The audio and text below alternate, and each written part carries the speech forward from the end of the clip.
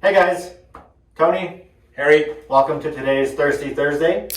So interesting topic for y'all today. We're going to talk about shoulder replacements. Now there's two, right? So depending on how your shoulder is on the inside, there's a number of factors.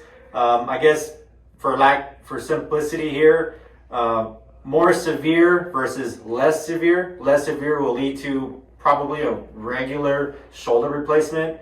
A shoulder that has a lot more things going on with it may lead to a reverse total shoulder replacement. And the rehab overall is pretty much almost the same. They're going to follow the same path, wouldn't you say? Pretty much, maybe a few different precautions. And really kind of the biggest difference between the reverse total shoulder and the regular total shoulder replacement is whether your rotator cuff muscle group is intact for the most part. If your shoulder is that bad that you really don't have a functioning rotator cuff anymore, then you're probably going to end up with a reverse total shoulder replacement rather than the regular shoulder replacement. And essentially what they do, so here's a shoulder. So this would be my right shoulder. They go in and it sounds gruesome, but they kind of cut off the head of the arm bone here, the upper arm bone, and they replace that with metal and plastic. Sometimes they also reshape the surface on the inside, but not always. So, and that's pretty much how they replace it. Just like they replace a knee or a hip in the shoulder, they can do the same thing.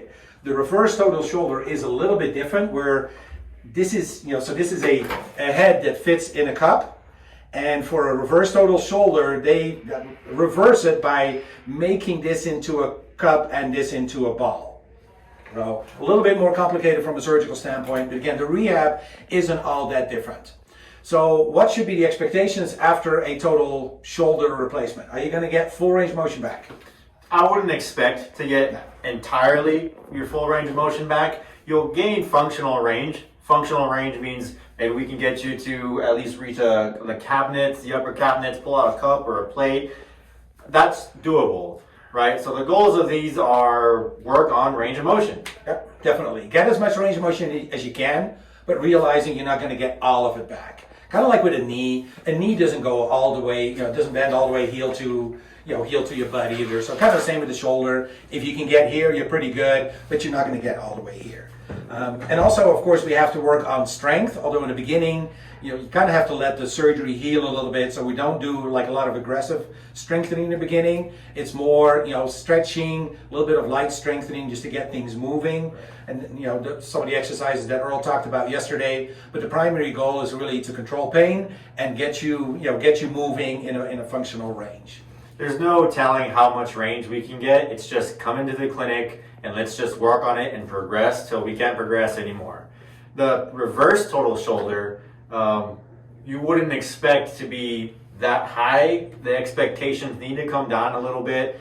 The reason being is it's a reverse total shoulder. So the reverse in there means we're reversing the mechanics, where we're re-engineering the shoulder joint itself. And with that, we use different muscles and they reattach different muscles as well. So the expectations for a reverse total shoulder come down a little bit, but still the goal is the same. Let's get you functional as we can with strengthening, monitoring, and then progressing as accordingly to however the patient presents. Yeah.